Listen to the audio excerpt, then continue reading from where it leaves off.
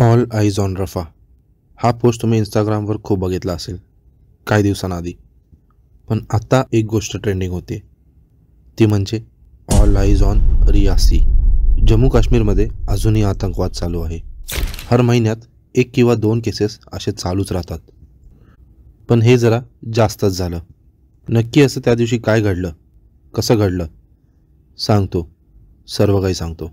दिल्लीमध्ये भवानी शंकर आणि त्याची बायको राधादेवी राहत होते. त्यांचा 6 जून 2024ला लग्नाचा वाढदिवस होता. ते साजरं करण्यासाठी ते वैष्णोदेवीचं दर्शन घ्यायला निघाले, जे की जम्मू काश्मीरमध्ये आहे. त्यांनी 6 जूनला श्री शक्ती एक्सप्रेस पकडली वैष्णोदेवीला जायला. 7 जूनला ते तिकडे पोहोचलेही. त्यांनी वैष्णोदेवीचं दर्शनही घेतलं. या दर्शनासाठी भवानी शंकर त्याच्या बायकोबरोबर म्हणजेच राधादेवी आणि त्याची 2 मुलं होती. एक 5 वर्षाची दीक्षा आणि एक 3 वर्षाचा राघव. या सर्वांनाच घेऊन तो दर्शनाला गेला होता. आता संध्याकाळी त्यांचं दर्शन घेऊन झालं होतं. त्यांनी नंतर जवळच्याच हॉटेलमध्ये चेक इन केलं आणि त्यांनी तिकडेच रात्र काढली. ते 7 आणि 8 जूनला तिकडेच थांबले होते त्या हॉटेलमध्ये. नंतर 9 जून 2024ला ते जिकडे थांबलेले त्या जागेचं नाव होतं कतरा. त्यानंतर त्यांनी हॉटेलमधनं चेकआउट केलं. 9 जूनला त्यांनी कतरामधून शिवखोरी मंदिरचं दर्शन घ्यायसाठी एक बस पकडली. आता हे चौघंही त्या बसमध्ये चढले. ही 50 सीटरची बस पूर्णपणे भरलेली. या बसमध्ये 40पेक्षाही जास्त लोक होती. ती बस घाटातनं उतरत होती. पण तेव्हाच त्या बसच्या समोर एक माणूस आला आणि त्याच्या हातात एक गन होती. त्यांनी गननी गोळ्या चालवायला सुरू केले. या फायरिंगमध्ये 20 ते 25 गोळ्या चालवल्या गेल्या आणि त्यातल्या 2 गोळ्या ड्रायव्हरला लागल्या. या कारणामुळे ड्रायव्हरचा स्टेअरिंगवरनं हात सुटला आणि बसचा तोलही गेला. तो एक घाट असल्यामुळे आणि ड्रायव्हरचा स्टेअरिंगवरनं तोल गेल्यामुळे बस उजवीकडे मोडली गेली आणि ती सरळ जाऊन दरीत गेली. पण ती दरी एक मोठं जंगल असल्यामुळे ती थोडीशी खाली जाऊन त्या झाडांमध्येच अडकली. आता गाडीतल्या लोकांना काहीच कळत नव्हतं की नक्की काय झालंय. खूप लोक जखमीही झालेले आणि त्यातला एक व्यक्ती म्हणजेच तो ड्रायव्हर मृत्युमुखी पडलेला. भवानी शंकर इकडे तिकडे बघू लागला. सर्व लोकांची हालत बघून तोही खूप घाबरला. त्याची मुलं त्याच्या मांडीवरच बसलेले, त्यामुळे त्याने त्यांना शांत केले. पण आता अजून जास्तच काहीतरी भयानक होणार होतं.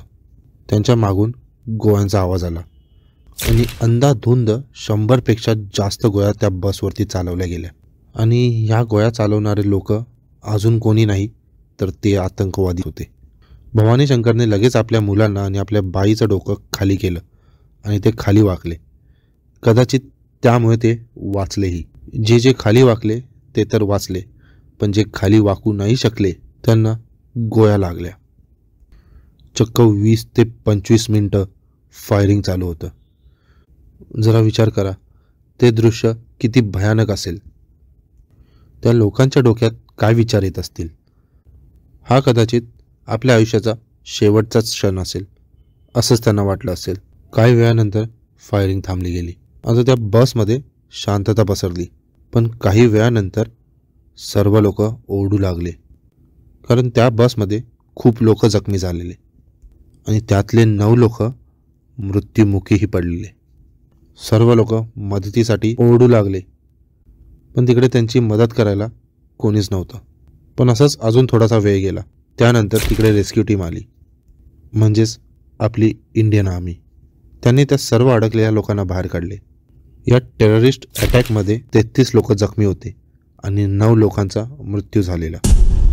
आपला देश ज्याला की हिंदुस्तान म्हटलं जातं, पण आपल्याच देशात आपल्याच हिंदू लोकांवरती एकदम बिनधास्तपणे असा अटॅक केला जातो. नवलच आहे.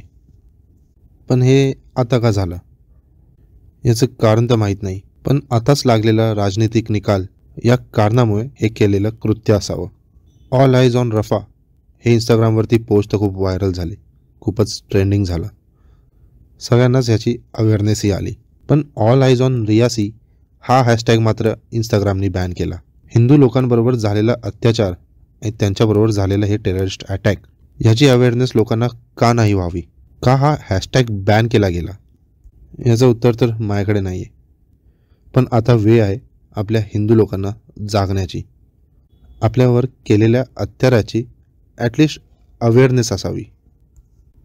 आतंकवादाचा कुठलाच धर्म नसतो हे आपण नेहमीच ऐकलंय, पण अशा गोष्टी लोकांना कन्फ्यूज करून टाकतात. लोकांमध्ये राग आणि धर्मांमध्ये वाद निर्माण करतं आणि याचा फायदा आपला हेतू साध्य करणाऱ्या त्या लोकांना होतो, ते म्हणजे आतंकवादी. या सर्व गोष्टींमध्ये हेही म्हटले जाते की कदाचित तिकडे लोकल लोकांचा सपोर्ट असावा, कारण कुठल्याच सपोर्टशिवाय आतंकवादींना हे सर्व घटना करणं अशक्य आहे. मी कुठल्याच धर्माविरोधात नाही आहे. मी आतंकवाद आणि वाईट राजनीती याच्या विरोधात आहे. बाकी तुम्ही हुशार आहात, तुम्हाला माहिती काय बरोबर काय चूक. कमेंट करून नक्कीच सांगा तुम्हाला या घटनेबद्दल काय वाटतं, तुमचं मत काय आहे. आणि क्राईम रिलेटेड अजून व्हिडिओज बघण्यासाठी माझ्या चॅनलला सबस्क्राईब करा.